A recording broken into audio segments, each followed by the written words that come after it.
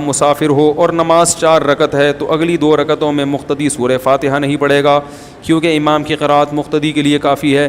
لیکن اب امام تو رہا ہی نہیں تو اب کوئی قرأت نہیں کر رہا تو پھر سورہ فاتحہ کیوں نہیں پڑھنی چاہیے؟ رہا یہ مسئلہ کہ امام 2 رکعتیں پڑھ کے سلام پھیرتا ہے, ہم تیسری اور چوتھی رکعت میں کھڑے ہوتے ہیں اور سورہ فاتحہ نہیں پڑھتے, تو امام کی قرأت مقتدی کے لیے کافی ہوتی ہے. وہ اس صورت میں ہو کہ امام بھی تو ہو, اب تو امام ہے نہیں نا. تو اب امام ہے, آپ کو لگ رہا ہے کہ نہیں ہے لیکن وہ امام ہے. کیوں ہے؟ اس لیے کہ جب امام 2 رکعتیں پڑھتا ہے, ظہر کی 2 رکعتیں پڑھ رہا ہے, تو حکماً اس کی وہ 4 رکعتیں ہی ہیں کیونکہ شریعت نے اس کی 4 کو سمیٹ کے کیا بنا دیا ہے 2. اور آپ اس کے پیچھے جب 4 پڑھ رہے ہو تو پوری نماز آپ ظہر کی امام کے پیچھے پڑھ رہے ہو. یہی وجہ ہے کہ آپ کو پوری جماعت کا ثواب ملتا ہے, آدھی جماعت کا ثواب نہیں ملتا. کسی کی 2 رکعتیں امام کے پیچھے ہوں اور 2 اپنے طریقے سے ہوں تو وہ آدھی امام کے پیچھے کہلائے گی, آدھی انفرادی کہلائے گی. تو اگر آدھی انفرادی کہلاتی یہ والی نماز تو شریعت پھر آپ کو امام مسافر کے پیچھے نماز پڑھنے کی اجازت نہیں دیتی, بلکہ شریعت کہتی ایسے امام کے پیچھے نماز پڑھو جو پوری 4 پڑھا رہا ہو, کیونکہ پوری 4 رکعتیں جماعت سے پڑھنا واجب ہے. بات آ رہی ہے سمجھ میں؟ تو اس سے پتہ چلتا ہے کہ شریعت نے حکماً ہمیں پوری 4 رکعتوں میں امام کے پیچھے ہی سمجھا ہے. ہماری 4 امام کی 2 کے برابر ہیں, گویا امام کی 1 رکعت میں ہماری 2 رکعتیں ہو رہی ہیں اور امام کی اگلی 1 رکعت میں بھی ہماری 2 رکعتیں ہو رہی ہیں. حکماً ہم امام کے پیچھے ہی سمجھے جائیں گے.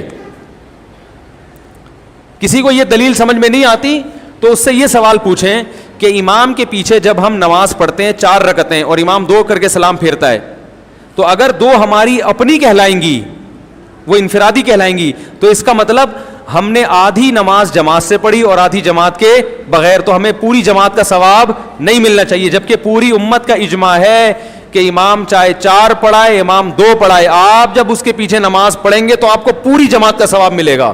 پوری جماعت کا ثواب اسی صورت میں مل سکتا ہے جب آپ پوری 4 رکعتوں میں امام کے پیچھے فرض سمجھے جائیں, یہ سمجھا جائے, یہ فرض کیا جائے کہ آپ امام کے پیچھے ہیں. اس کی ہمیں نظیر بھی ملتی ہے شریعت میں. وہ نظیر ہمیں یہ ملتی ہے کہ اگر کسی کی کوئی نماز میں سو جائے, دیکھو 1 رکعت ہوئی ہے, امام سجدے میں ہے, آپ بھی سجدے میں گئے, آپ کی آنکھ لگ گئی, یا امام کی آخری رکعت تھی 4تھی رکعت, امام سجدے میں سو گیا, امام کی کیا لگ گئی آنکھ, آپ کی آنکھ لگ گئی اور امام نے قعدہ کر کے سلام پھیر لیا. آپ جب سجدے میں تھے تو آپ فوراً اٹھو گے اور قعدہ کر کے آپ بھی سلام پھیرو گے, حالانکہ امام سلام پھیر کے نماز مکمل کر چکا ہے, لیکن آپ امام کے پیچھے ہی سمجھے جاؤ گے. سمجھ میں نہیں آ رہی بات؟ کیونکہ آپ نیند کی وجہ سے امام تک پہنچنے میں لیٹ ہو گئے ہیں. امام سلام پھیر چکا ہے مگر آپ جو سلام پھیرو گے وہ امام کے پیچھے والا ہی سلام کہلایا جائے گا, آپ کی یہ نماز الگ سے نہیں کہلائے گی. اگر اس کو الگ سے مانے تو نماز ٹوٹ گئی آپ کی. کیوں ٹوٹ گئی؟ اس لیے کہ آپ نے تو پوری نماز امام کے پیچھے اقتدا کی تھی, آدھی اپنی آدھی امام کے پیچھے کی اقتدا آپ کی, بولو بھائی, نہیں تھی. اب لوگ اس پہ پتہ ہے کیا کہیں گے, عقلی باتیں کر کے یہ مسئلہ سمجھا رہے ہیں, حدیث سے کوئی حوالہ نہیں دیا. لوگ اس پہ کمنٹس کریں گے مفتی صاحب نے حدیث سے کوئی حوالہ نہیں دیا. حدیث سے حوالہ دینا آپ کے ذمے ہے, سمجھ رہے ہو؟ کیونکہ ہمیں قرآن و سنت سے, صحابہ کے عمل سے, تابعین سے یہی پتہ چلتا ہے کہ جو امام کے پیچھے 4 رکعتیں پڑھے گا اور امام 2 پڑھے گا, یہ پوری نماز امام کے پیچھے ہی شمار ہوگی, لہذا پوری جماعت کا ثواب ملے گا. اگر اس کے خلاف کوئی دعویٰ آپ کرتے ہیں تو آپ قرآن و حدیث کی روشنی میں دلیل پیش کریں, یہ آپ کے ذمے ہیں. مجھ پر آپ یہ تانا نہیں دیں کہ عقلی باتیں کر رہا ہے. آپ جو باتیں کر رہے ہیں وہ نہ عقل سے ہے نہ قرآن و حدیث سے, نہ اس پاس عقل سے کوئی دلیل اور نہ قرآن و حدیث سے کوئی دلیل. سمجھ میں نہیں آ رہی بات؟ اس کی مثال بالکل ایسے ہے جیسے یہ لوگ کہتے ہیں نا قضاء عمری کی کوئی حدیث سے دلیل پیش کرو کہ ایک آدمی 20 سال کی نمازیں قضا کرے گا. قضاء عمری میں یہی ہوتا ہے نا. تو میں ان سے کہتا ہوں کہ نماز جب قضا ہو جائے تو محض توبہ سے معاف ہو جائے گی, قضا کرنا ضروری نہیں ہے. آپ اس پر قرآن و حدیث سے کوئی دلیل پیش کرو, کیونکہ ہمارے پاس جو مثالیں قرآن اور سنت سے ملتی ہیں, نبی کی نماز جب بھی قضا ہوئی ہے توبہ کو کافی نہیں سمجھا گیا, قضا بھی پڑھی گئی ہے اور توبہ بھی کی گئی ہے, استغفار بھی کیا گیا ہے. اب یہ آپ کا دعویٰ ہے کہ 20 سال جب نمازیں ہو جائیں گی تو وہ معاف ہیں توبہ سے, یہ تو آپ حدیث پیش کرو نا, آپ کے ذمے جو دعویٰ کرتا ہے حدیث پیش کرنا اس کے ذمے, کہ نمازیں جب تھوڑی تھیں تو قضا کرنا ضروری, جب زیادہ ہو گئی تو قضا ضروری نہیں ہے. یہ کہاں سے نکالا آپ نے مسئلہ؟ نماز تو نماز ہے بھائی. جب قرضہ آپ کے ذمے کسی کا ہوگا, چاہے وہ حقوق العباد کا قرضہ ہو چاہے وہ حقوق اللہ کا قرضہ, تو حقوق العباد میں بھی قرضہ بھی ادا کرنا ضروری اور معافی مانگنا بھی ضروری, حقوق اللہ میں بھی اللہ کا قرضہ ادا کرنا بھی ضروری اور معافی مانگنا بھی ضروری. حدیث میں آتا ہے دین اللہ احق ان یقضا, اللہ کا دین, اللہ کا قرضہ اس بات کے زیادہ لائق ہے کہ اس کو ادا کیا جائے. نہیں آ رہی بات سمجھ؟ تو یہ اللہ کا قرضہ ہے جو نمازیں آپ کے ذمہ رہ رہی ہیں, تو قرضہ بھی ادا کریں گے اور وقت پہ ادا نہ کرنے کا جو گناہ ہوا اس سے توبہ بھی کریں گے. تو ہم نے عقلی دلیل بھی دے دی, حدیث سے بھی. آپ کہتے ہیں کہ یہ عقلی باتیں کر رہے ہیں, اصل میں نہ آپ کے پاس حدیث ہے اور نہ کھوپڑی ہے, بے وقوفوں والی باتیں کرتے ہو آپ بیٹھ کے ممبروں پہ.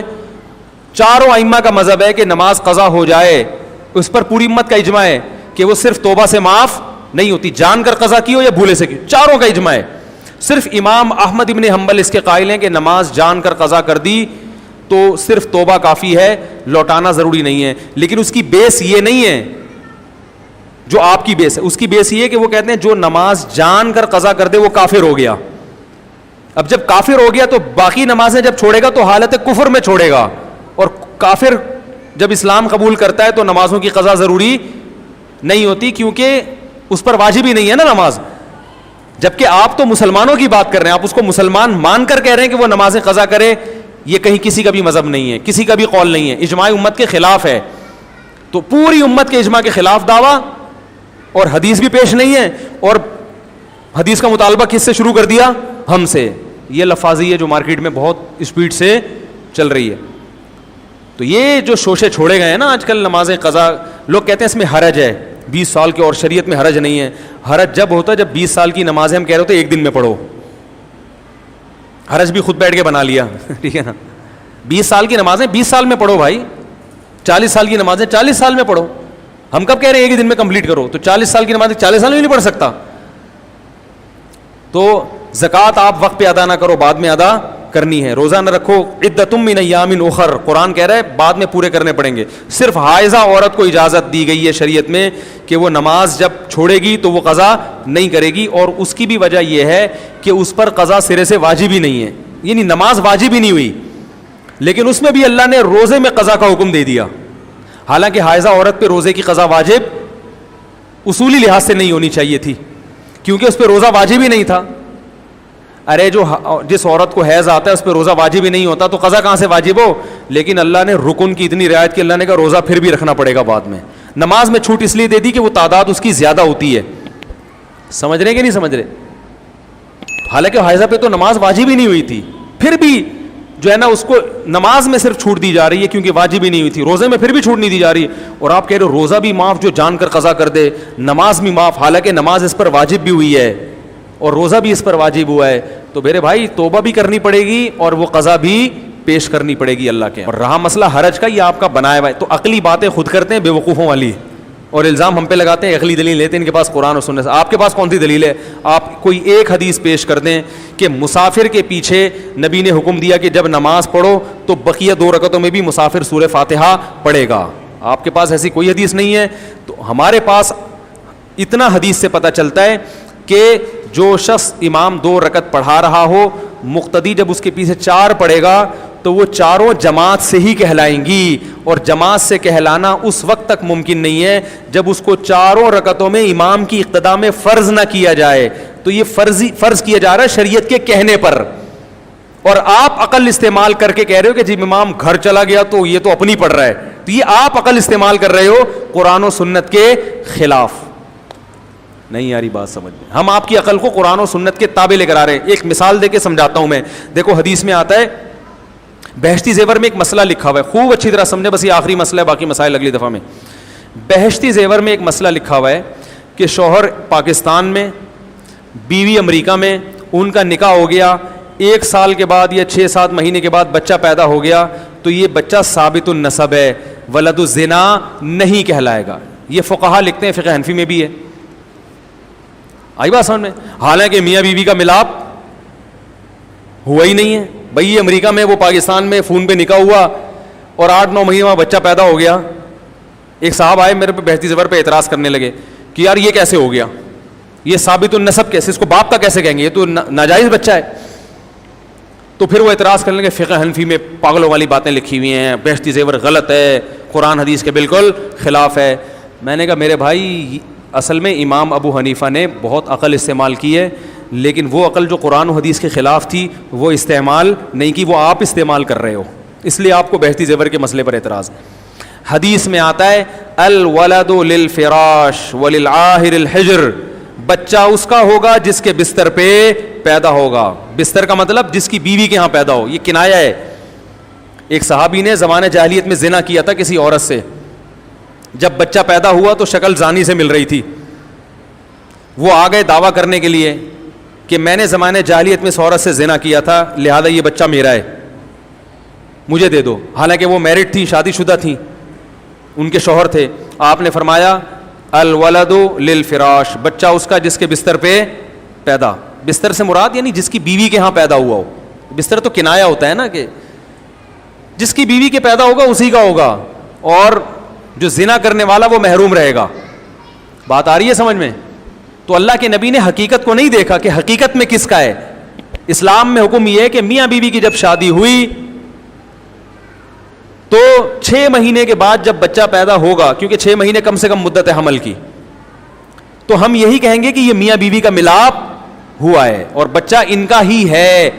سمجھ میں آ رہی ہے بات؟ کیونکہ ایسے تو شک کا دروازہ کھل جائے گا نا.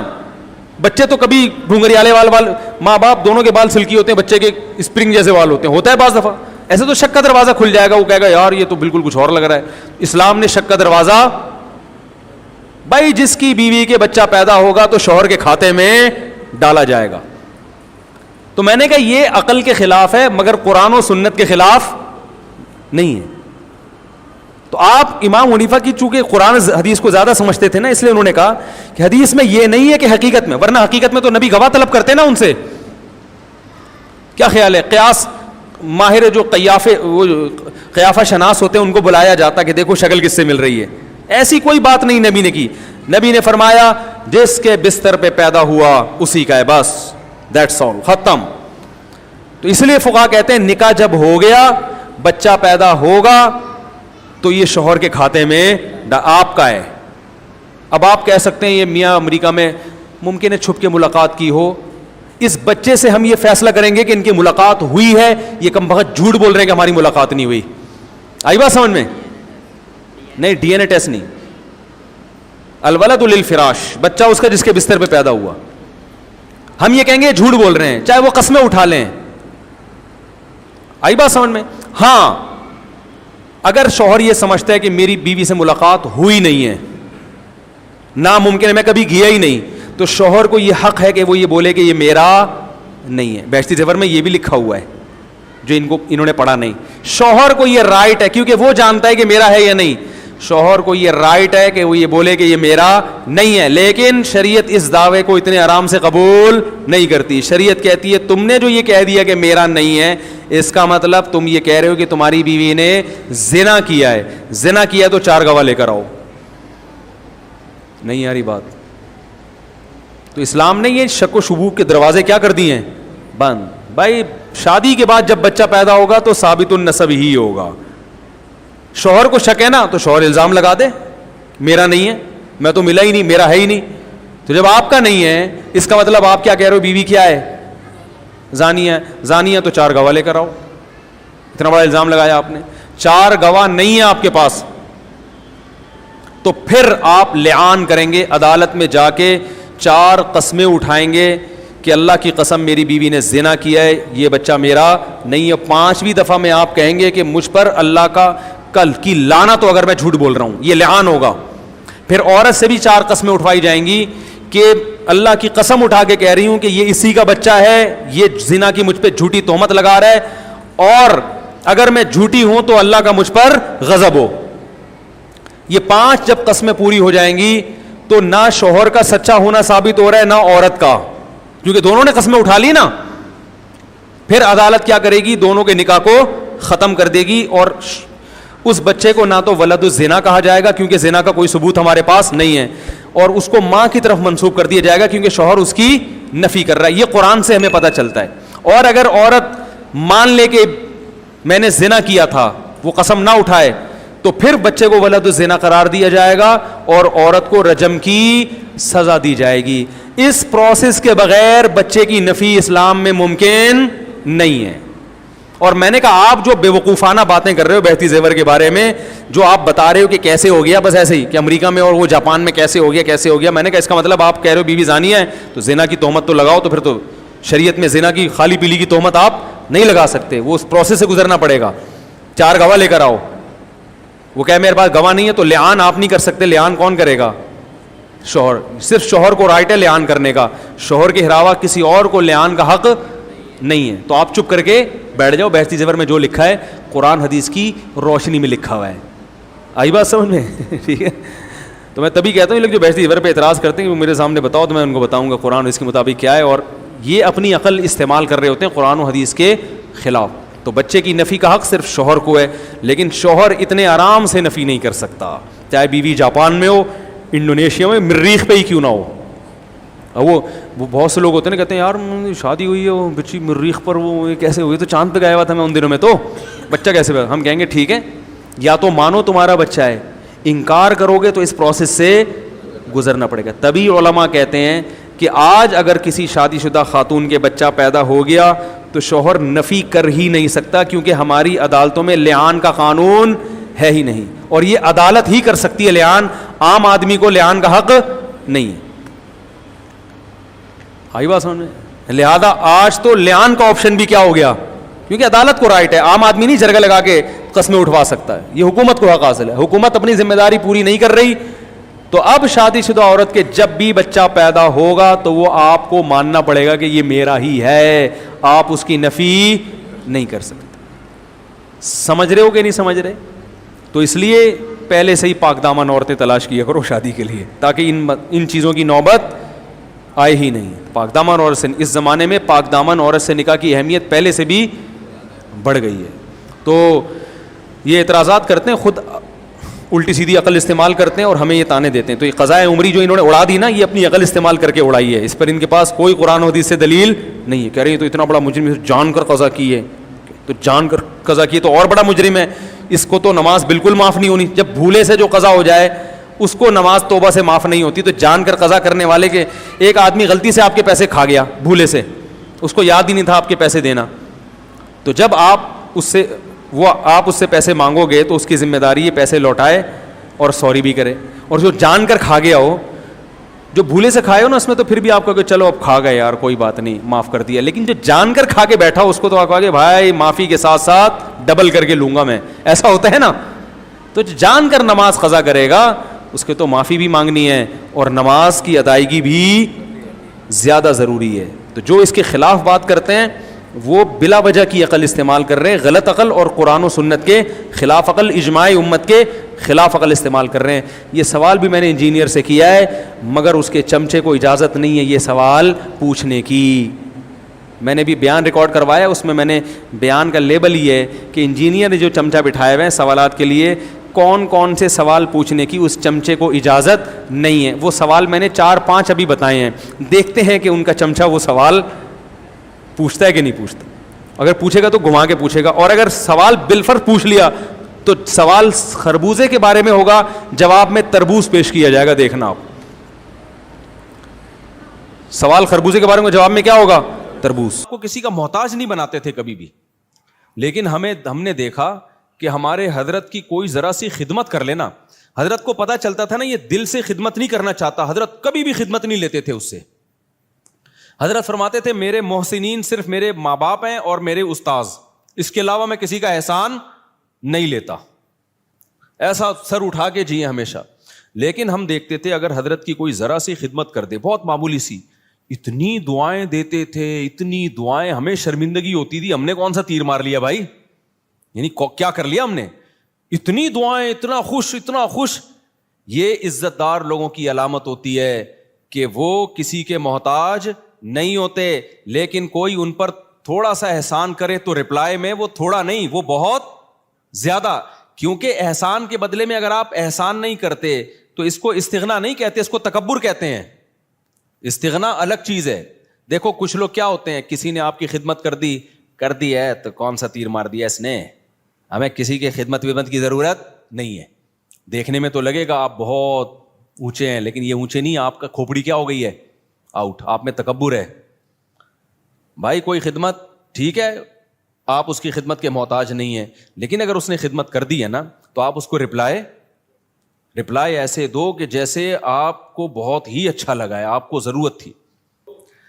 ہم نے بڑوں کو دیکھا ہے, تھوڑا سا آپ خدمت کریں گے تو رپلائی اس کا بہت اچھا. نبی صلی اللہ علیہ وسلم کی کیا سیرت ہے, حضرت ابو بکر نے نبی کا ساتھ دیا نا تو وہ نبی پہ احسان کیا بولو نا, کیا ہو گیا بھائی. حضرت ابو بکر نے جب نبی صلی اللہ علیہ وسلم کو لوگوں نے مکہ سے نکالا تو کس نے ساتھ دیا, ابو بکر نے. غار میں کون ساتھ تھا, ابو بکر. حالانکہ اصل میں یہ نبی کا احسان تھا حضرت ابو بکر پہ. بھائی اس خدمت کی وجہ سے نبی کی تو اللہ نے ویسے ہی مدد کرنی تھی, یہ تو نبی نے ابو بکر کو اپنی خدمت کا موقع دے دیا رضی اللہ عنہ کو, تو یہ نبی کا کس پر احسان ہے. ابے بھائی کو اتنے پیغمبر کسی کو اپنی خدمت کرنے دے دیں تو یہ تو پیغمبر کا ان پر احسان ہے, جس سے انسان کو عقیدت محبت ہوتی ہے. انسان کہتا ہے نا مجھے آپ تھوڑی سی خدمت کرنے دے دیں, آپ کا مجھ پر بہت بڑا احسان ہوگا, کہتے ہیں نا لوگ, اور باقی سمجھتے بھی ہیں کہ بھائی اس کو ہماری خدمت کی کیا ضرورت ہے. تو قرآن میں اللہ نے فرمایا بھی کہ اگر تم نبی کی مدد نہیں کرو گے, اللہ تو اپنے نبی کی مدد کرے گا, آخری نبی ہے, آپ کا دین تو غالب ہو کے رہے گا. لیکن نبی نے ابو بکر کو کیسا صلہ دیا, فرمایا میں نے ہر شخص کی خدمت کا دنیا میں بدلہ دے دیا ہے سوائے ابو بکر. یہ مبالغہ ہے, ورنہ ایسا کیسے ہو سکتا ہے. نبی کی برکت سے ابو بکر کو ایمان ملا, لیکن آپ صلی اللہ علیہ وسلم نے سکھایا ہے. پھر فرمایا لو کنت متخذا خلیلا لاتخذت ابا بکر خلیلا, اگر میں کسی کو جگری دوست بناتا تو ابو بکر کو بناتا. خلیل کا مطلب بہت ہی, فرمایا میرا خلیل اللہ کے سوا کوئی, خلیل بنانے کی اجازت ہوتی ابو بکر کو بناتا. کتنا اپریشیٹ کیا آپ صلی اللہ علیہ وسلم نے. حضرت معاذ ابن جبل, انہوں نے نبی کی خدمت کی, نبی کا ساتھ دیا جنگوں میں, کیسا صلہ نبی نے دیا. آپ صلی اللہ علیہ وسلم نے کیا فرمایا, انی احبک فی اللہ, اے معاذ میں تجھ سے اللہ کے لیے محبت کرتا ہوں. جس سے آپ کو محبت ہونا, صحابہ کو پیغمبر سے کس قدر محبت تھی. پیغمبر کی زبان سے جب یہ لفظ نکلا ہوگا تو صحابی کی کیا کیفیت ہوئی ہوگی, آپ سوچو. جب انہوں نے یہ سنا نا تو رونے لگے. تو کیا یہ نبی اپریشیٹ کر رہے ہیں, حوصلہ افزائی کر رہے ہیں. حضرت خالد ابن ولید رضی اللہ تعالیٰ نے جب جنگ جتوائی ہے تو آپ نے کیا فرمایا, سیف من سیوف اللہ, اللہ کی تلواروں میں سے ایک تلوار. یہ نبی کی سیرت سے ہمیں پتہ چلتا ہے کہ نبی کے ساتھ کسی نے تھوڑا کیا تو نبی نے رپلائی میں بہت بڑھا کر اس کا بدلہ دیا ہے. تو اس لیے جو خاندانی لوگ ہوتے ہیں نا, عزت دار لوگ ہوتے ہیں, وہ ہمیشہ سر اٹھا کے جیتے ہیں. وہ کسی کی خدمت کے محتاج نہیں ہوتے, وہ سسرال کے جہیز کے محتاج, بولتے کیوں نہیں بھائی, نہیں ہوتے. وہ نہیں کہتے ہمیں یہ چاہیے, صوفہ چاہیے, بیڈ چاہیے, الماری چاہیے, نہ ہمیں کچھ نہیں چاہیے. ہم عزت دار لوگ ہیں بھائی, ہم خرچہ خود اٹھاتے ہیں. لیکن اب ایسا نہیں ہو. لوگ کیا کرتے ہیں, جہیز کے خلاف بیان سن کے نا, یہ بھی مارکیٹ میں اس طرح کے لوگ آ رہے ہیں, جہیز کے خلاف بیان سن کے ہمیں کچھ نہیں چاہیے, ہمیں نہیں چاہیے, ہمیں نہ گاڑی چاہیے, ہمیں نہ موٹر سائیکل چاہیے, ہمیں نہ گھڑی چاہیے. ہم عزت دار لوگ ہیں, ہم سسرال کے ٹکڑوں پہ پلنے والے لوگ نہیں ہیں. ٹھیک ہے جی, آپ کی شادی ہو گئی, سسر صاحب نے لا کے کوئی گھڑی گفٹ کر دی, ہمیں نہیں چاہیے, ہم عزت دار لوگ ہیں. اب یہ کیا ہو رہی ہے بھائی آپ کو نہیں چاہیے نا, اب بغیر چاہت کی ایک چیز مل رہی ہے, آپ لیں جناب, آپ کا بہت بڑا احسان ہے. یہ نہیں بولیں سستی والی لا کے پکڑا دی آپ نے مجھے, ٹھیک ہے نا حضرت یہ بڑی خدمت ہے آپ کی, اللہ آپ کو جزائے خیر دے, ہم تو بہت شکریہ آپ کا. تو اس میں اس کو اپریشیٹ کرنا چاہیے, کیونکہ اس کے سامنے کہنا کہ ہمیں نہیں چاہیے, یہ پھر استغنا نہیں ہے, بلکہ یہ کیا ہے, تکبر. سمجھتے ہو کہ نہیں سمجھتے؟ تو بڑا جب کوئی چیز دے تو آپ سینے سے لگائیں اس کو کہیں کہ بھائی بہت بڑی چیز مل گئی، آپ کے ابا آپ کی اماں آپ کو کچھ گفٹ دے. حضرت مولانا اشرف علی تھانوی رحمہ اللہ تعالیٰ کی زوجہ نے ان کے لیے بڑی محنت سے ایک اچکن بنائی. اچکن پتہ ہے کسے کہتے ہیں؟ پہلے زمانے میں ہوتی تھی اچکن ہی ہے نا، کچھ اور میری اتنی دیر میں تو لغت اور چینج ہو جائے گی میرے بھائی. تو ہیں اچکن، کچھ اچکن کہتے ہیں، کچھ وہ نہیں ہوتی ایک وہ پورا چوغا سا پہنا جاتا. اب مولانا تھانوی رحمہ اللہ کا مزاج نہیں تھا ایسی چیزیں پہننے کا، اور ان کے گھر والوں نے اتنی محبت سے اتنی محنت کر کے بنائی تو وہ وہی پہن کے نکل گئے گھر سے باہر. لوگوں نے کہا یہ آپ کیا پہنا ہے؟ انہوں نے کہا یار اتنی محبت سے اس نے بنائی ہے. اب میں یہ نہیں کہہ رہا آپ کی بیگم کچھ بھی آڑا ترچا پہنا دے، آپ دسترخوان پہنا دیا، آپ محبت سے باہر نکل آئے تو لیکن کوئی بھی آپ کے ساتھ تھوڑی سی بھی خدمت کرے تو جواب میں اس کو دعا دینی چاہیے، اس کو بہت زیادہ اپریشیٹ کرنا چاہیے، لیکن محتاج کسی کا انسان بن کے نہ رہے. ایک طرف لوگ بہت زیادہ ٹینشن میں بچوں کو مارنا پیٹنا، ہر وقت برا بلا کہنا، یا گھر میں ایسا ہر وقت ماحول بنا کے رکھنا، اور ایک طرف گورا ہے اس نے ٹینشن فری بنا دیا. یہ دونوں چیزیں فطرت سے کیا ہے؟ بغاوت. اسلام ہے وَكَذَلِكَ جَعَلْنَاكُمْ أُمَّةً وَسَطًا. اسلام نے کہا نہ ساری خواہشات تمہیں نہیں پوری کرنے دوں گا میں، بہت ساری جگہوں پہ تمہیں اپنی خواہش کو کچلنا پڑے گا. تمہاری وہ لگژری لائف ہو ہی نہیں سکتی جو غیر مسلم کی ہوتی ہے. شراب پینے کا دل چاہے گا نہ، پابندی ہے. بوڑھے ماں باپ کی بات میں کر رہا تھا، وہ ڈانٹتے ہیں ڈپٹتے ہیں، آپ نے برداشت کرنا ہے. اس سے سب سے بڑا فائدہ پتہ ہے کیا ہوگا؟ جب آپ اپنے بچوں کے سامنے اپنے بوڑھے باپ کی برداشت کرو گے تو سمجھ لو آپ کا بڑھاپا اب جنت. نہیں آئی میرا خیال ہے بات؟ آپ کا بڑھاپا کیا ہے؟ جنت. آپ کا بچہ سیکھے گا بھائی ہماری پرمپرا ہے کہ بڑوں کے سامنے آواز، دیکھو میں 1 گھنٹہ تقریر کروں نا کہ باپ کے سامنے مت چیخو، باپ کی خدمت کرو، خدا کی قسم اس کا 1% شاید اثر ہو جائے. لیکن میرا باپ زندہ ہو اور میں اولاد کے سامنے ان کی خدمت کر رہا ہوں اور باپ کی مار برداشت کر رہا ہوں، وہ مجھ پہ ہاتھ اٹھا رہا ہے مگر میں اس کے سامنے آواز اونچی، مار کھا کے بھی میں مسکرا رہا ہوں. یہ 6 گھنٹے 10 گھنٹے کے بیانات اور کتابیں ایک طرف، اس سے آپ کا بچے کو جو موٹیویشن ملے گی نا، وہ سمجھ جائے گا بھائی ہمارے ہاں ہوتا ہی یہی ہے کہ باپ کے سامنے آواز نہیں بلند کی جاتی. اس کو رائٹ ہے کہ وہ مارے، وہ ہاتھ اٹھائے، اس کو یہ حق دیا ہے خدا نے. اب تک ہمارا کلچر بچا ہوا کیوں تھا؟ باپوں کے سامنے ماؤں کے سامنے چیختے نہیں تھے. کیوں بچا ہوا تھا؟ اس لیے کہ دیکھتے آ رہے باپ. اب سیٹ اپ ختم ہو گئے نا، تو شادیاں دیر سے ہو رہی ہیں، بچے پیدا ہی ایسی عمر میں ہوتے ہیں کہ آپ کے باپ کا انتقال ہو چکا ہوتا ہے. یہ بھی ایک بڑا نقصان ہے.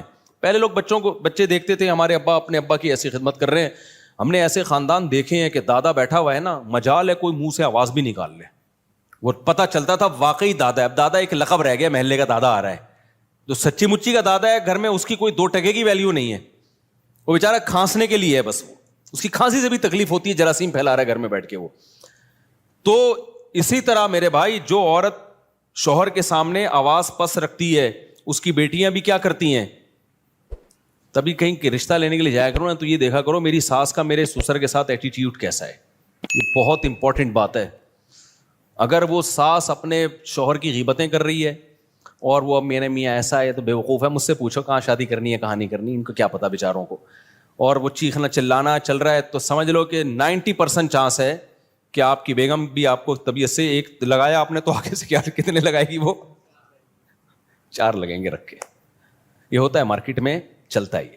تو یہ تو ماحول ہے بھائی. نبی صلی اللہ علیہ وسلم کے، دیکھو میں جب نیا دین کے علم کی طرف آیا نا تو مجھے بہت زیادہ اشکال ہوتے تھے کہ نبی صلی اللہ علیہ وسلم نے ہر چیز زبان سے بتا کے لکھوا کے چلے کیوں نہیں گئے؟ آپ بتا دیتے پڑوسیوں کے یہ حقوق ہیں، گھر والوں کے یہ حقوق ہیں، فلانوں کے یہ حقوق ہیں، یہ حقوق ہیں، پوری زندگی ایک مرتب کر کے چلے جاتے. نہ فقہ جو مرتب ہوا ہے نا پیغمبر کی سیرت سے ہوا ہے، پیغمبر سے عمل کروایا گیا ہے.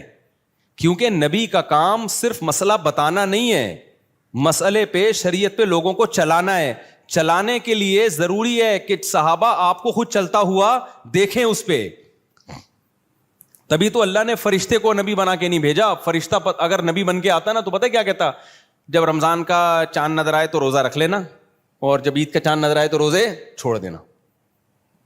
بس بھائی ہم کہتے ہیں نہ یہ اس کو تو نہ رمضان اس کی صحت تو کوئی فرق پڑتا ہے نہ شوال, لیکن صحابہ دیکھ رہے ہیں یار نبی صلی اللہ علیہ وسلم کیسے روزے پہ روزے رکھ رہے ہیں. تو جب تک انسان کا عمل سامنے نہیں ہوتا موٹیویشن نہیں ملتی ہے. دیکھو میں ایک اور مثال دیتا ہوں. صلح حدیبیہ کے موقع پہ مشرکین مکہ نے صحابہ کو عمرہ کرنے سے روک دیا. اب عمرے کا احرام باندھا ہوا ہے سب نے. آپ کو مسئلہ پتا ہونا چاہیے کہ جب ہم عمرے کا احرام پہن لیتے ہیں, لبیک اللہم لبیک کہہ دیتے ہیں, تو جب تک طواف اور سعی نہ کر لیں وہ احرام اتارنے کی اجازت بولو نہیں ہے. بالکل ایسے جیسے تکبیر تحریمہ کے لیے نیت باندھ لی نا, تو جب تک 2 رکعتیں پڑھ کے سلام نہیں پھیرو گے آپ کو نیت توڑنے کی اجازت نہیں ہے, گناہ ہے نیت توڑنا. تو ایسے ہی احرام جب ایک دفعہ باندھ لیا جائے نا, تو جب تک عمرہ نہ ہو جائے آپ اس احرام کو نہیں کھول سکتے. تو صحابہ احرام میں بیٹھے ہوئے ہیں, مشرکین نے آپ کو منع کر دیا, معاہدہ کیا کہ بھائی اگلے سال آنا آپ عمرہ کرنے کے, اس سال نہیں کر سکتے آپ. تو اب صحابہ پریشان, پہلے موت پہ بیعت کر چکے ہیں 1400 صحابہ کہ ہم لڑیں گے ان سے. تو موت پہ بیعت بھی ایسے جذبات بنے ہوئے ہیں, بھائی ہم نے تو ان سے لڑنا ہے, موت پہ بیعت کر کے تیار بیٹھے ہوئے لڑائی کے لیے. اب شرطیں ساری کافروں کی مان رہے ہیں, اور پھر مزید شرط یہ کہ عمرہ کرے بغیر احرام بھی کھول دو آپ, یعنی سر منڈا لو پہلے ہی اور احرام کھول کے دم دو. تو یہ تو اور ان پہ شاک گزرا کہ بھئی یہ تو ذلت در ذلت در ذلت ہے, ہم کیسے مشرکین کے کہنے پر ہم عمرہ چھوڑ دیں اور سر منڈا کے احرام کھول دیں, یہ تو بڑا مسئلہ ہے. نبی صلی اللہ علیہ وسلم نے صحابہ سے فرمایا بھائی سر منڈاؤ اور احرام کھول دو. کوئی بھی نہیں کھول رہا, ٹھیک ہے نا, بھائی ہم کیسے کر لیں کیسے کر لیں, سب ڈر رہے ہیں کہ بھئی ہم یہ تو عمرے کا احرام باندھا ہوا ہے, ہم دباؤ میں آ کے کیسے کر لیں بھائی. تو آپ صلی اللہ علیہ وسلم پریشان ہو گئے کہ بھئی میں سب کو کہہ رہا ہوں کہ سر منڈا لو اور احرام کھول دو, لیکن کوئی بھی نہیں کر رہا یہ کام. آپ کہہ سکتے ہیں بھئی صحابہ نبی کی نافرمانی کیسے کر رہے ہیں. دیکھیں نبی کی حکم کی 2 حیثیتیں ہوتی ہیں. بعض دفعہ آپ صلی اللہ علیہ وسلم کوئی حکم دے رہے ہوتے ہیں, صحابہ یہ سمجھتے ہیں شاید یہ کوئی سیاسی حکم ہے, یعنی ہماری آسانی کے لیے دیا جا رہا ہے, یہ کوئی واجبی حکم نہیں ہے, ہماری آسانی کے لیے. عزیمت اسی میں ہے کہ عمرہ کیا جائے.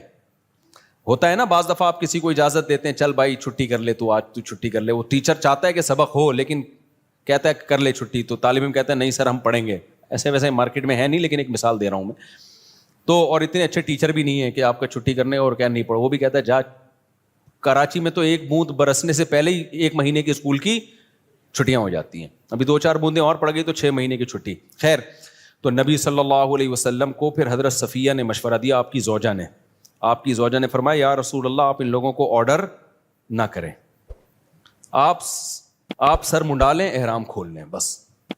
تو نبی صلی اللہ علیہ وسلم نے کیا کیا, سر منڈایا, احرام کھول دیا اپنا. جیسے ہی نبی نے کیا سب نے سر منڈا کے کیا کر لیا. اس سے پتا چلتا ہے نبی کی بھی اسپیچ اثر نہیں کر رہی ہے. آپ پریشان ہو گئے بھائی یہ مان کیوں نہیں رہے میری بات, لیکن جیسے ہی عمل کیا ہے نا ایک دفعہ بھی, اور مشورہ کس نے, آپ کی زوجہ نے دیا کہ حضرت صفیہ نے, کہ آپ نہ بولیں لوگوں کو, آپ صرف یہ کام کر لیں, آپ سر منڈا لیں اپنا اور آپ احرام کھول دیں. جیسے ہی کیا سب نے فوراً. تو اس سے صاف پتہ چلتا ہے بھائی آپ 1-2 گھنٹے کی تقریریں کرتے رہیں اثر نہیں ہوتا.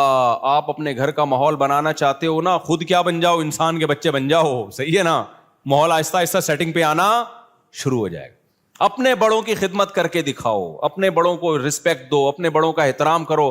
آج ہو کیا رہا ہے, مائیں اپنے بچوں کے سامنے نا بچوں کے چاچو کی غیبتیں کر رہی ہوتی ہیں. تمہارا تو چاچو ایسا ہے, تمہارا تو باپ ایسا ہے, تمہارے باپ سے. ایک صاحب مجھے کہنے لگے 40 سال ہو گئے میری اپنی بیگم کی خدمت کرتے ہوئے, بیگم بچوں کے سامنے کہہ رہی تھی تیرے باپ نے ہمیں دیا کیا ہے. اچھا بس ختم, تمہارے باپ نے جو ہے نا کیا ہمیں کچھ بھی نہیں. تو میں نے کہا پھر آپ کیا جواب دیتے ہیں؟ کہہ رہے میں کہتا ہوں میں معذرت چاہتا ہوں بیگم, میں آپ کی صحیح خدمت, کیونکہ اگر وہ بچوں کے سامنے کہہ دے نا کہ یہ غلط کہہ رہی ہے تو ایک جنگ چھڑ جائے گی. کیا ہو جائے گا, بچے دیکھیں گے اماں ابا ہمارے دونوں کیا ہیں, فائٹر ہیں. تو وہ صاحب کہتے ہیں میں فائٹ سے بچنے کے لیے کیا کہتا ہوں کہ ایکسکیوز کرتا ہوں, میں نے 40 سال آپ کی خدمت جیسی خدمت کرنی چاہیے تھی کائنڈلی میں وہ خدمت نہیں کر سکا. تو اب پتہ نہیں کون اس پہ صحیح تھا کون غلط تھا, واللہ عالم. بہرحال تو مائیں بعض دفعہ یہ کر رہی ہوتی ہیں بچوں کو باپ کے بارے میں تمہارا باپ ایسا تمہاری، اور باپ بعض دفعہ ماں کے بارے میں تمہاری ماں ایسی. تو خوب سمجھ لو یہ بچہ نہ باپ کا رہے گا اور نہ ماں کا رہے گا. مائیں سمجھ رہی ہوتی ہیں. یار ایک اور واقعہ میرے سامنے آیا ہے, خون کے آنسو رونے کا دل کرتا ہے. ایسے واقعات بھی آتے ہیں, ماں بیمار ہوئی ہے نا, اب بچہ ماں کی زیادہ خدمت کر رہا ہے تو باپ کو غصہ آ رہا ہے. باپ بیمار پڑا ہوا ہے, بچہ باپ کی بہت خدمت کر رہا ہے تو ماں کو غصہ آ رہا ہے کہ کیوں ابا کو اتنا کیوں فری کرایا ہوا ہے. بس اعتدال سے رہو, زیادہ غلام بننے کی کوشش. یار تو اپنا بڑھاپا دیکھ لے بھائی. جو بچہ تیرے شوہر کی خدمت کر رہا ہے بیماری میں, جس کو تو کہہ رہی ہے مکھن لگا رہا ہے, چاپلوسی کر رہا ہے, چمچا بنا ہوا ہے, تو خوش ہونا چاہیے کہ کل وہ تیری بھی کرے گا ایسی خدمت. اس کو اس سے باغی بنا رہی ہیں. کتنا بڑا جرم ہے یار, کیسے بے وقوف لوگ ہیں کہ نہیں ہے. تو اس لیے صبر کا مطلب کیا ہے؟ اللہ نے جو کہا نا کہ صبر کرو, صبر, ان الانسان خلق ہلوعا, انسان جلد باز ہے, اس میں صبر نہیں ہے. تو یہ جو غیر مسلموں میں بے صبری پیدا ہوئی ہے نا, خودکشیاں, وجہ اس کی ہے کہ ان کی زندگی میں پابندیاں ختم. جب پابندیاں ختم تو یہ ان میں صبر کا مادہ ہی ختم ہو جاتا ہے. ذرا سی ٹینشن آئی, اور ٹینشن ان کی ریلیشن خراب والی ٹینشن ہوتی ہے. سب مادہ پرست بن گئے ہیں, ذرا سا پیسہ گیا تو سب کچھ گیا. یار بچہ 18 سال کا ہوتا ہے تو باپ کہتا ہے کہ کرایہ دے میرے گھر میں رہنے کا. سمجھ رہے؟ بچہ 18 سال کا ہوا نا تو باپ کہتا ہے تیرے باپ کا گھر نہیں ہے, ٹھیک ہے, کیا دے گا؟ کرایہ دے گا. اتنی مادہ پرستی جو سوسائٹی میں آ گئی ہو تو خودکشیاں نہیں ہوں گی کیا وہاں پہ؟ ریلیشن صرف کتے سے اور پیسے سے بس. تو میرے بھائی اپنے سسٹم کو بچاؤ. اللہ نے ہمیں بہت ساری پابندیاں لگائی ہیں, بہت ساری ٹینشنیں دی ہیں. نظر کی حفاظت کی ٹینشن, باپ اور ماں کی برداشت کرنے کی ٹینشن, بیوی کی کڑوی کسیلی برداشت کرنے کی ٹینشن. عورت کو حکم دیا, شوہر الٹا سیدھا ہے, کوئی بات نہیں بھائی, میاں ہے نا, سرپرست ہے, تھوڑا سا برداشت کر لو. غلط کیا اس نے تھپڑ لگا کے, لیکن لگا دیا تو آگے سے رپلائی مت کرو ورنہ تمہارا ہی نقصان ہوگا اس میں. تو یہ جو پھر رمضان کے روزوں کی ٹینشن, شراب سے بچنے کی ٹینشن, یہ بہت ساری ٹینشنیں کیا کرتی ہیں, ہمارا جو امیون سسٹم ہے اس کو کیا کر دیتی ہیں, بوسٹ. پھر کبھی زندگی میں کوئی ٹینشن آئی تو اتنی ساری ٹینشنیں جھیلی بھی ہوتی ہیں کہ یہ ٹینشن ہمیں ہلکی لگتی ہے. بالکل وہ ایک جو بدماش تھا نا, سعودیہ کے جیل سے چھوٹ کر آیا, مجھے اپنا واقعہ بتا رہا تھا. انڈیا میں بڑی بدماشیاں اس نے کی ہیں. کہہ رہا میں نے انڈیا میں اتنی جیلوں میں مار کھائی ہے کہ ایک دفعہ سعودی عرب میں پکڑا گیا تھا, تو جب وہ مجھے مار رہے تھے تو مجھے ایسا لگ رہا تھا گدگدیاں ہو رہی ہیں مجھے. میں نے اس کو پوچھا نا یار تجھے اتنا مارا, تو نے راز اگلا کیوں نہیں؟ وہ اپنی کمپنی کو بدنام نہیں کرنا, وہ یہ نہیں بتا رہا تھا میں فلاں کمپنی کا آدمی ہوں, کمپنی سے وفا کی اس نے. دیکھو اس نے کہا کہ اگر میں نے بتا دیا نا فلاں کمپنی کا ہوں تو کمپنی کا تو قصور تھا نہیں, لیکن کمپنی بدنام ہوتی اس کا کاروبار بیٹھ جاتا. کہتا ہے میں نے کہا میں کمپنی کا ملازم ہوں, مار کھاؤں گا, کمپنی کو بدنام نہیں کروں گا. جو میری غلطی ہے میری ہے, میں کمپنی پہ کیوں ڈالوں؟ اتنی مار کھائی لیکن منہ سے اگلا نہیں. میں نے کہا کیسے برداشت؟ کہہ رہے ہم عادی ہیں. لیکن اس کا فائدہ کیا ہوا برداشت کا؟ کمپنی کے اونر کو جب پتا چلا نا یار اس نے اتنی مار کھائی, ہماری کمپنی کو بدنام نہیں کیا, انہوں نے کمپنی نے اس کو پارٹنر بنا دیا اپنا. اب وہ ارب پتی ہے, وہ کروڑ پتی ہے وہ آدمی. سمجھتے نہیں ہو میرا خیال ہے بات. تو یہ جو میرے بھائی اسلام کی